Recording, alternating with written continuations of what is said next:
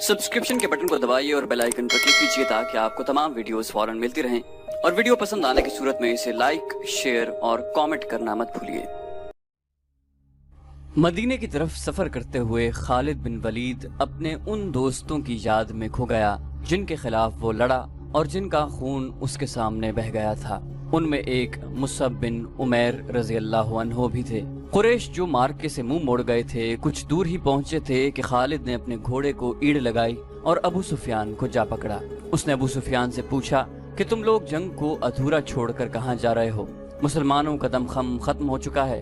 अबू सुफियान भी यही चाहता था कि ये मार्का फैसला कुन नतीजे पर पहुंचे। कुरैश के चंद सवार वहीं से पलट आए। खालिद देख चुका था कि रसूल करीम सल्लल्लाहु अलैहि वसल्लम कहाँ हैं। यहाँ फिर अबू सुफियान ने खालिद को किसी और तरफ भेज दिया और कुछ आदमियों को नबी करीम सल्लल्लाहु अलैहि वसल्लम पर हमले का हुक्म दिया।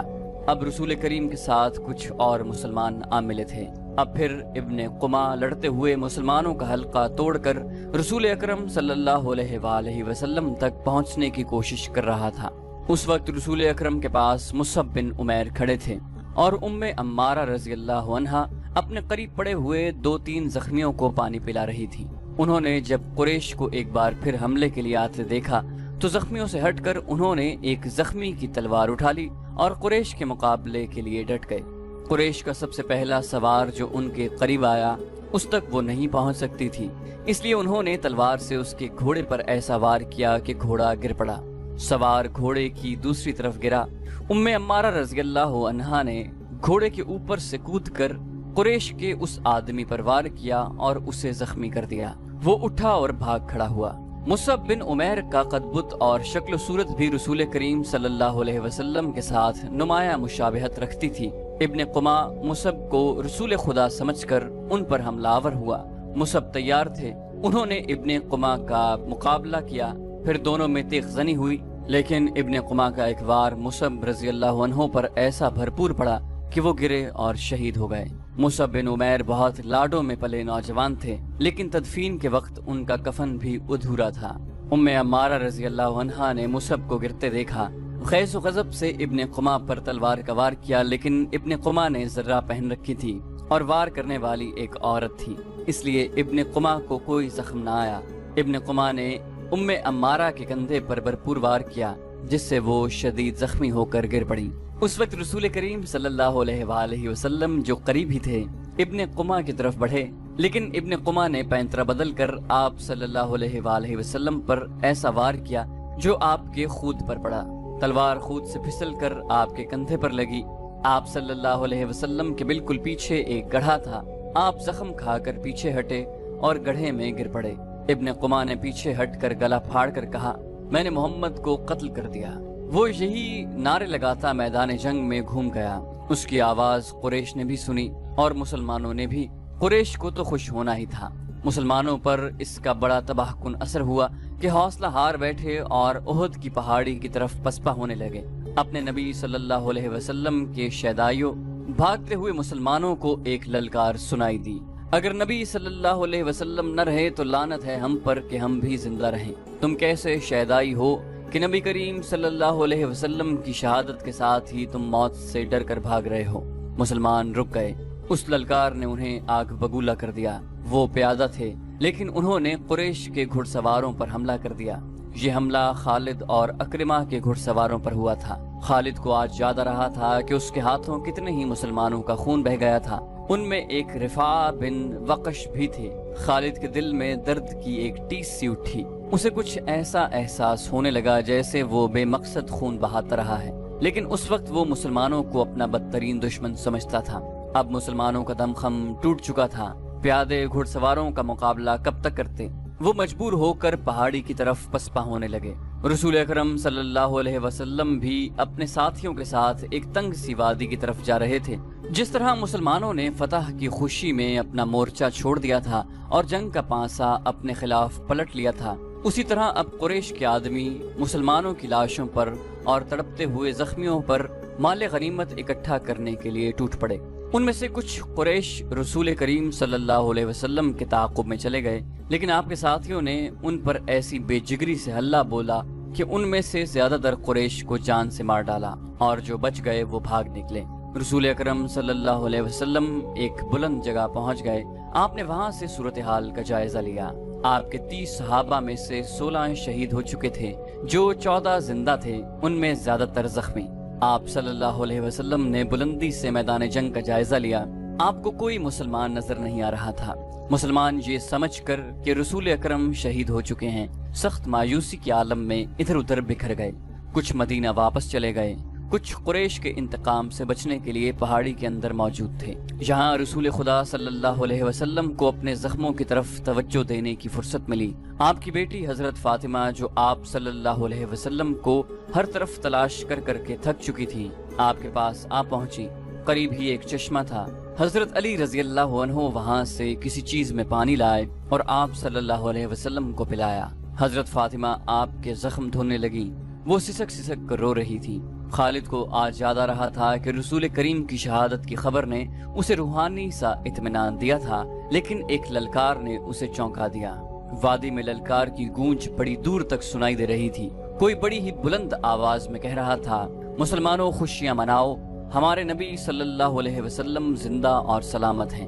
اس للکار پر خالد کو ہنسی بھی آئی تھی اور افسوس بھی ہوا تھا۔ اس نے اپنے آپ سے کہا تھا کہ کوئی مسلمان پاگل ہو گیا ہے۔ ہوا یوں تھا کہ جس طرح مسلمان اکا دکا ادھر ادھر بکھر گئے یا چھپ گئے تھے، اسی طرح کعب بن مالک رضی اللہ عنہ ایک مسلمان ادھر ادھر گھومتا پھرتا پہاڑی کے اس مقام کی طرف چلا گیا جہاں رسول اکرم سستا رہے تھے۔ اس نے نبی کریم صلی اللہ علیہ وسلم کو دیکھا تو اس نے جذبات کی شدت سے نعرہ لگایا، ہمارے نبی زندہ ہیں۔ تمام مسلمان جو اکیلے اکیلے یا دو دو چار چار کی ٹولیوں میں ادھر ادھر بکھر گئے تھے، اس آواز پر دوڑ پڑے۔ حضرت عمر رضی اللہ عنہ بھی اسی آواز پر رسول خدا تک پہنچے تھے۔ اس سے پہلے ابو سفیان میدان جنگ میں پڑی ہوئی ہر ایک لاش کو دیکھتا پھر رہا تھا۔ وہ رسول کریم صلی اللہ علیہ وسلم کا جسد مبارک تلاش کر رہا تھا۔ اسے قریش کا جو بھی آدمی ملتا اس سے پوچھتا، تم نے محمد کی لاش نہیں دیکھی؟ اسی تلاش میں خالد اس کے سامنے آ گیا۔ خالد، ابو سفیان نے پوچھا، تم نے محمد کی لاش نہیں دیکھی؟ خالد نے جواب دیا نہیں، اور ابو سفیان کی طرف ذرا سا جھک کر پوچھا، کیا تمہیں یقین ہے کہ محمد قتل ہو چکا ہے؟ ہاں، ابو سفیان نے جواب دیا، وہ ہم سے بچ کر کہاں جا سکتا ہے؟ تمہیں شک ہے؟ خالد نے جواب دیا، ہاں ابو سفیان، میں اس وقت تک شک میں رہتا ہوں جب تک کہ اپنی آنکھوں سے نہ دیکھ لوں۔ محمد اتنی آسانی سے قتل ہو جانے والا شخص نہیں ہے۔ معلوم ہوتا ہے تم پر محمد کا طلسم طاری ہے۔ ابو سفیان نے تکبر کے لہجے میں کہا، کیا محمد ہم میں سے نہیں تھا؟ کیا تم اسے نہیں جانتے تھے؟ جو شخص اتنی قتل و غارت کا ذمہ دار ہے، ایک روز اسے بھی قتل ہونا ہے۔ محمد قتل ہو چکا ہے، جاؤ اور دیکھو، اس کی لاش کو پہچانو، ہم اس کا سر کاٹ کر مکہ لے جائیں گے۔ عین اس وقت پہاڑی میں سے کعب رضی اللہ عنہ بن مالک کی للکار گرجی، مسلمانوں خوشیاں مناؤ، ہمارے نبی زندہ سلامت ہیں۔ پھر یہ آواز بجلی کی کڑک کی طرح گرجتی کڑکتی وادی اور میدان میں گھومتی پھرتی رہی۔ سن لیا ابو سفیان؟ خالد نے کہا، اب میں تمہیں بتاتا ہوں کہ محمد کہاں ہے۔ میں اس پر حملہ کرنے جا رہا ہوں، لیکن میں تمہیں یقین نہیں دلا سکتا کہ میں محمد کو قتل کر کے آؤں گا۔ کچھ دیر پہلے خالد نے رسول کریم اور ان کے ساتھیوں کو پہاڑی کے اندر جاتے دیکھا تھا، لیکن وہ بہت دور تھے۔ خالد ہار ماننے والا اور اپنے ارادے کو ادھورا چھوڑنے والا آدمی نہیں تھا۔ اس نے اپنے چند ایک سواروں کو ساتھ لیا اور پہاڑی کے اس مقام کی طرف بڑھنے لگا جدھر اس نے رسول کریم صلی اللہ علیہ وسلم کو جاتے دیکھا تھا۔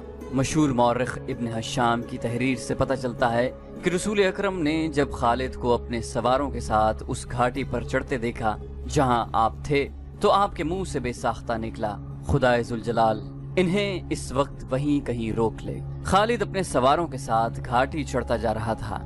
وہ ایک درہ سا تھا جو تنگ ہوتا جا رہا تھا۔ گھوڑوں کو ایک قطار میں ہونا پڑا۔ رسول کریم صلی اللہ علیہ وسلم زخموں سے چور پڑے تھے۔ حضرت عمر رضی اللہ عنہ نے جب خالد اور اس کے سواروں کو اوپر آتے ہوئے دیکھا تو وہ تلوار نکال کر کچھ نیچے اترے۔ ولید کے بیٹے حضرت عمر نے للکارا، اگر لڑائی لڑنا جانتے ہو تو اس درہ کی تنگی کو دیکھ لو، اس چڑھائی کو دیکھ لو، کیا تم اپنے سواروں کے ساتھ ہمارے ہاتھ سے بچ کر نکل جاؤ گے؟ خالد لڑنے کے فن کو خوب سمجھتا تھا۔ اس نے دیکھ لیا تھا کہ یہ جگہ گھوڑوں کو گھما پھرا کر لڑانے کے لیے موزوں نہیں ہے بلکہ خطرناک ہے۔ خالد نے خاموشی سے اپنا گھوڑا گھمایا اور اپنے سواروں کے ساتھ وہاں سے نیچے اتر آیا۔ جنگ احد ختم ہو چکی تھی۔ قریش اس لحاظ سے برتری کا دعویٰ کر سکتے تھے کہ انہوں نے مسلمانوں کو زیادہ نقصان پہنچایا، لیکن یہ جنگ ہار جیت کے بغیر ختم ہو گئی تھی۔ لیکن یہ ہماری شکست تھی۔ خالد کو جیسے اپنی آواز سنائی دی۔ مسلمانوں کی نفری 700 تھی اور ہم 3000 تھے۔ ہمارے پاس 200 گھوڑے تھے۔ ہماری فتح تب ہوتی جب ہم محمد کو قتل کر دیتے۔ خالد نے اپنے آپ میں جھنجھناہٹ محسوس کی۔ اس پر ایسی کیفیت طاری ہو گئی کہ اس کے دانت بجنے لگے۔ اسے جنگ کا آخری منظر یاد آنے لگا۔ اس نے اس بھیانک یاد کو ذہن سے نکالنے کے لیے سر کو جھٹک دیا، لیکن مکھیوں کی طرح یہ یاد اس کے ارد گرد بھن بھناتی رہی۔ اسے اپنے آپ میں شرم سی محسوس ہونے لگی۔ جنگجو یوں نہیں کیا کرتے۔ خالد جب حضرت عمر رضی اللہ عنہ کی للکار پر واپس آ رہا تھا تو اس بلندی سے اس کی نظر میدان جنگ پر پڑی۔ وہاں لاشیں بکھری ہوئی تھی، شاید ان میں بے ہوش زخمی بھی ہوں گے۔ لاشوں اور زخمیوں کو اٹھانے کے لیے نہ ابھی مسلمان آگے بڑھے تھے نہ اہل قریش۔ خالد کو ابو سفیان کی بیوی ہند نظر آئی۔ وہ ہاتھ میں خنجر لیے ہوئے دوڑے چلے آ رہی تھی۔ اس کے اشارے پر قریش کی وہ عورتیں جو قریش کے لشکر کے ساتھ آئی تھیں اس کے پیچھے پیچھے دوڑی آئیں۔ ہند ہر ایک لاش کو دیکھتی۔ وہ اونچے قد کی اور فربہی مائل جسم کی پہلوان قسم کی عورت تھی۔ وہ ہر ایک لاش کو دیکھتی۔ کوئی لاش اوندھے منہ پڑی ہوئی نظر آتی تو وہ پاؤں کی ٹھوکر سے اس لاش کو سیدھا کر کے دیکھتی۔ اس نے اپنے ساتھ کی عورتوں سے کہا کہ وہ حمزہ رضی اللہ عنہ کی لاش تلاش کریں۔ اسے حمزہ کی لاش مل گئی۔ ہندا بھوکے درندے کی طرح لاش کو چیرنے پھاڑنے لگی۔ اس نے لاش کے کچھ اعضاء کاٹ کر پرے پھینک دیے۔ اس نے دوسری عورتوں کو دیکھا جو اس کے قریب کھڑی تھی۔ کھڑی دیکھ کیا رہی ہو؟ ہند نے ان عورتوں سے یوں کہا جیسے وہ پاگل ہو چکی ہو۔ یہ دیکھو میں نے اپنے باپ، اپنے چچا اور اپنے بیٹے کے قاتل کی لاش کا کیا حال کیا ہے۔ جاؤ مسلمانوں کی ہر ایک لاش کا یہی حال کر دو اور سب کے کان اور ناک کاٹ کر لے آؤ۔ اب وہ عورتیں مسلمانوں کی لاشوں کو چیرنے پھاڑنے کے لیے وہاں سے ہٹ گئیں تو ہند نے خنجر سے حمزہ رضی اللہ عنہ کا پیٹ چاک کر کے اس کے اندر ہاتھ ڈالا۔ اس کا ہاتھ باہر آیا تو اس میں حمزہ رضی اللہ عنہ کا کلیجہ تھا جو ہندا نے خنجر سے کاٹ لیا۔ اس نے اسی پر اکتفا نہ کیا اور کلیجے کا ایک ٹکڑا کاٹ کر اس نے اپنے منہ میں ڈال لیا اور بری طرح اسے چبانے لگی، لیکن تھوڑی دیر بعد اس نے کلیجے کے ایک ٹکڑے کو اگل دیا۔ خالد کو دور ابو سفیان کھڑا نظر آیا۔ ہند کی اس وحشیانہ حرکت نے خالد کا مزہ کرکرا کر دیا تھا۔ وہ جنگجو تھا، وہ صرف آمنے سامنے آ کر لڑنے والا آدمی تھا۔ اپنے دشمن کی لاشوں کے ساتھ یہ سلوک نہ صرف یہ کہ اسے پسند نہ آیا بلکہ اس نے نفرت کی نگاہ سے دیکھا۔ ابو سفیان کو دیکھ کر خالد نے اپنے گھوڑے کو ایڑ لگائی اور ابو سفیان کے پاس جا گھوڑا روکا۔ ابو سفیان، خالد نے غصے اور حقارت کے ملے جلے لہجے میں کہا، کیا تم اپنی بیوی اور ان عورتوں کی اس وحشیانہ حرکت کو پسند کر رہے ہو؟ ابو سفیان نے خالد کی طرف ایسی نگاہوں سے دیکھا جن میں بے بسی کی جھلک تھی اور صاف پتہ چلتا تھا کہ اسے لاشوں کے ساتھ اپنی بیوی کا یہ سلوک پسند نہیں۔ خاموش کیوں ہو ابو سفیان؟ تم ہند کو جانتے ہو خالد، ابو سفیان نے دبیسی زبان میں کہا۔ یہ عورت اس وقت پاگلوں سے بدتر ہے۔ اگر میں یا تم اسے روکنے کے لیے آگے بڑھے تو یہ خنجر سے ہمارے پیٹ بھی چاک کر دے گی۔ خالد ہند کو جانتا تھا، وہ ابو سفیان کی بے بسی کو سمجھ گیا۔ ابو سفیان نے سر جھکایا، گھوڑے کی لگام کو جھٹکا دیا اور منہ پھیر کر دوسری طرف چل پڑا۔ خالد بھی اس منظر کو برداشت نہ کر سکا۔ جب ہند حمزہ رضی اللہ عنہ کی لاش کا کلیجہ چبا کر اگل چکی تو اس نے پیچھے دیکھا۔ اس کے پیچھے جبیر بن مطعم کا غلام وحشی بن حرب کھڑا تھا۔ اس کے ہاتھ میں افریقہ کی بنی ہوئی وہی برچھی تھی جس سے اس نے حمزہ رضی اللہ عنہ کو شہید کیا تھا۔ ہند نے تہکمانہ لہجے میں اس سے کہا، یہاں کیا کر رہے ہو بن حرب؟ جاؤ اور مسلمانوں کی لاشوں کے ٹکڑے کر دو۔ وحشی بن حرب بولتا بہت کم تھا۔ اس کی کوشش یہی ہوتی تھی کہ زیادہ سے زیادہ بات اشاروں میں کر لی جائے۔ اس نے ہند کا حکم ماننے کے بجائے اپنا ہاتھ ہند کے آگے پھیلا دیا اور اس کی نظریں ہند کے گلے میں لٹکتے ہوئے سونے کے ہار پر جم گئی۔ ہند کو اپنا وعدہ یاد آ گیا۔ اس نے وحشی سے کہا کہ تم میرے باپ، چچا اور بیٹے کے قاتل کو قتل کر دو تو میں نے جتنے زیورات پہن رکھے ہیں وہ تمہارے ہوں گے، اور وحشی اپنا انعام لینے آیا تھا۔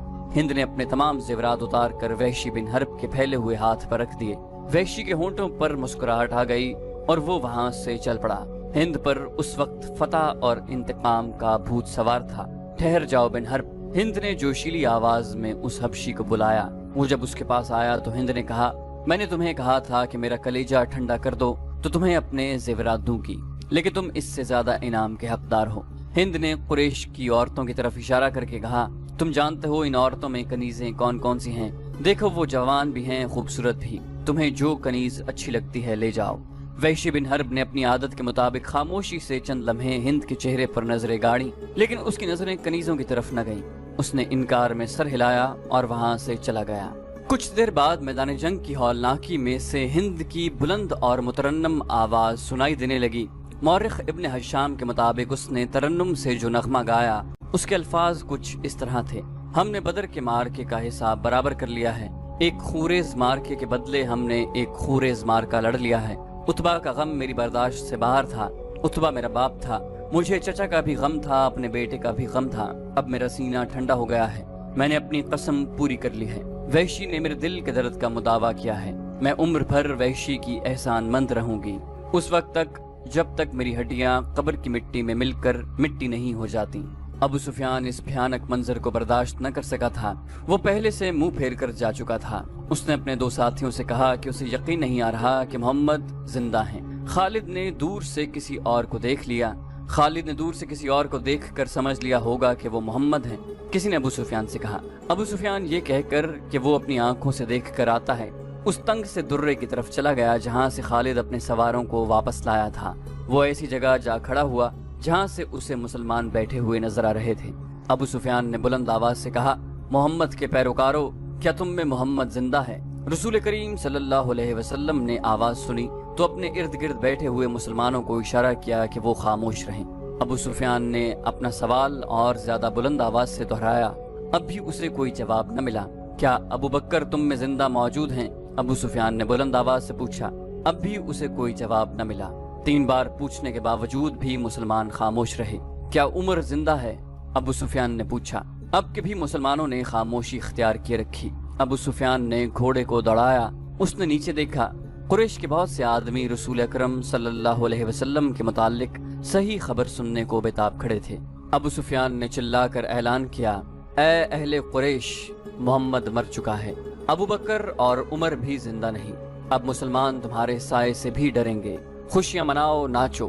اہل قریش ناچنے اور ہلڑ مچانے لگے، لیکن گرجتی ہوئی ایک آواز نے انہیں خاموش کر دیا، اے خدا کے دشمن! درے کی بلندی سے حضرت عمر رضی اللہ عنہ کی آواز گونجی، اتنا جھوٹ نہ بول، وہ تینوں زندہ ہیں جن کے نام لے کر تو انہیں مردہ کہہ رہا ہے۔ اپنے قبیلے کو دھوکہ مت دے، تجھے تیرے گناہوں کی سزا دینے کے لیے ہم سب زندہ ہیں۔ ابو سفیان نے طنزیہ قہقہا لگایا اور بلند آواز سے کہا، ابن الخطاب، تیرا خدا تجھے ہم سے محفوظ رکھے، کیا تو اب بھی ہمیں سزا دینے کی بات کر رہا ہے؟ کیا تو یقین سے کہتا ہے کہ محمد زندہ ہیں؟ حضرت عمر بن خطاب کی آواز جواب میں گرجی، اللہ کی قسم ہمارے نبی زندہ ہیں، اللہ کے رسول تمہارا ایک ایک لفظ سن رہے ہیں۔ عربوں میں رواج تھا کہ ایک مارکا ختم ہونے کے بعد دونوں فریقوں کے سردار یا سالار ایک دوسرے پر تانوں اور پھپتیوں کے تیر برسایا کرتے تھے۔ ابو سفیان اسی دستور کے مطابق کھڑا حضرت عمر سے ہم کلام تھا، تم حبل اور عزا کی عظمت کو نہیں جانتے۔ ابو سفیان نے کہا، حضرت عمر رضی اللہ عنہ نے رسول اکرم صلی اللہ علیہ وسلم کی طرف دیکھا، آپ صلی اللہ علیہ وسلم اونچا بول نہیں سکتے تھے، آپ نے حضرت عمر کو بتایا کہ وہ ابو سفیان کو کیا جواب دیں۔ حضرت عمر نے بلند آواز سے کہا، او باطل کے پجاری، اللہ کی عظمت کو پہچان جو سب سے بڑا اور سب سے زیادہ طاقت والا ہے، ہمارے پاس حبل جیسا دیوتا اور عزا جیسی دیوی ہے۔ ابو سفیان نے کہا، کیا تمہارے پاس کوئی ایسا دیوتا یا دیوی ہے؟ رسول کریم نے حضرت عمر کی زبان سے کہلوایا، ہمارے پاس اللہ ہے۔ جنگ کا فیصلہ ہو چکا تھا۔ ابو سفیان نے کہا، تم نے بدر میں فتح پائی تھی، ہم نے اس پہاڑی کے دامن میں تم سے انتقام لے لیا، اگلے سال ہم تمہیں بدر کے میدان میں ہی مقابلے کے لیے للکاریں گے۔ حضرت عمر نے رسول اللہ صلی اللہ علیہ وسلم کے الفاظ بلند آواز سے دہرائے، انشاءاللہ اب تمہارے ساتھ ہماری ملاقات بدر کے میدان میں ہی ہوگی۔ ابو سفیان نے گھوڑے کو موڑا، 2 قدم ہی چلا ہوگا کہ اس نے گھوڑے کو روک دیا۔ اے عمر، ابو بکر اور محمد، ابو سفیان نے اب کے ذرا ٹھہری ہوئی آواز میں کہا، تم جب میدان سے اپنی لاشیں اٹھاؤ گے تو تمہیں کچھ ایسی لاشیں بھی ملیں گی جن کے اعضاء کٹے ہوئے ہوں گے اور انہیں چیرا پھاڑا گیا ہوگا۔ خدا کی قسم میں نے کسی کو ایسا کرنے کا حکم نہیں دیا، اور میں نے تمہاری لاشوں کے ساتھ یہ سلوک بالکل بھی پسند نہیں کیا۔ اگر اس کا الزام مجھ پر عائد کرو گے تو میں اسے اپنی توہین سمجھوں گا۔ ابو سفیان نے گھوڑے کو موڑ کر گھوڑے کو ایڑ لگا دی۔ چلتے چلتے خالد کے گھوڑے نے اپنے آپ ہی رخ بدل لیا۔ خالد نے گھوڑے کو نہ روکا، وہ سمجھ گیا کہ گھوڑے نے پانی کی مشک پا لی ہے۔ کچھ دور جا کر گھوڑا نیچے اترنے لگا۔ خالد کو یہ مقام یاد آ گیا۔ جنگ احد کے بعد واپسی پر قریش نے کچھ دیر یہاں قیام کیا تھا۔ نیچے پانی کا خاصا ذخیرہ موجود تھا۔ گھوڑا بڑی تیزی سے گھاٹی اتر گیا اور پانی پر جا رکا۔ خالد گھوڑے سے کود کر نیچے اترا اور دو زانو ہو کر چلو بھر بھر کر اپنے چہرے پر پانی پھینکا۔ ذرا سستانے کے لیے بھربھری سی ایک چٹان کے ساتھ بیٹھ گیا۔ اسے وہ وقت یاد آیا جب احد کے مارکے کے بعد اہل قریش واپس آئے تھے۔ انہوں نے مدینہ سے کچھ دور آ کر قیام کیا تھا۔ اس قیام کے دوران قریش کے سردار اس بحث میں الجھ گئے تھے کہ واپس مکہ پہنچا جائے یا مسلمانوں پر ایک اور حملہ کیا جائے۔ صفوان بن امیہ نے کہا تھا، ہم شکست کھا کر نہیں آئے۔ اگر تم یہ سمجھتے ہو کہ مسلمانوں کی حالت بہت بری ہے تو اپنی حالت دیکھو، ہماری حالت بھی اچھی نہیں ہے۔ اب مسلمانوں کے ساتھ اتنی جلدی لڑنے کا خطرہ مول نہیں لینا چاہیے، ہو سکتا ہے قسمت ہمارا ساتھ نہ دے۔ جب یہ بحث جاری تھی تو قریش کے کچھ آدمی دو مسافروں کو پکڑ کر سرداروں کے سامنے لے آئے۔ انہیں بتایا گیا کہ یہ دونوں آدمی جو اپنے آپ کو مسافر کہتے ہیں ہمارے خیموں کے ارد گرد گھوم پھر رہے تھے، اور ہمارے 4-5 آدمیوں سے انہوں نے پوچھا کہ تم لوگ کہاں جا رہے ہو۔ ان دونوں نے ابو سفیان اور دوسرے سرداروں کے سامنے بھی یہی بیان دیے کہ وہ مسافر ہیں، اور کسی جگہ کا نام لے کر کہا کہ وہ ادھر جا رہے ہیں۔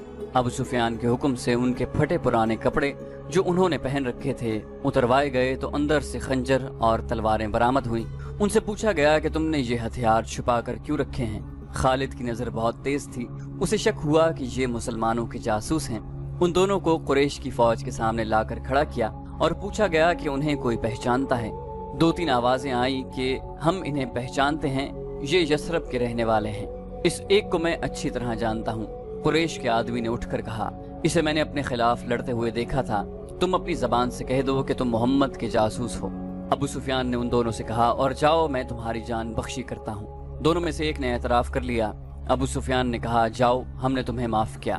دونوں جو واقع مسلمانوں کے بھیجے ہوئے جاسوس تھے اور قریش کے عزائم معلوم کرنے آئے تھے، ہنسی خوشی اپنے اونٹوں کی طرف چل پڑے۔ ابو سفیان کے اشارے پر کئی ایک تیر اندازوں نے کمانوں میں تیر ڈالے اور پیچھے سے ان دونوں مسلمانوں پر چلا دیے۔ دونوں کئی تیر اپنے جسموں میں لے کر گر پڑے اور پھر اٹھ نہ سکے۔ کیا تم اس کا مطلب سمجھتے ہو؟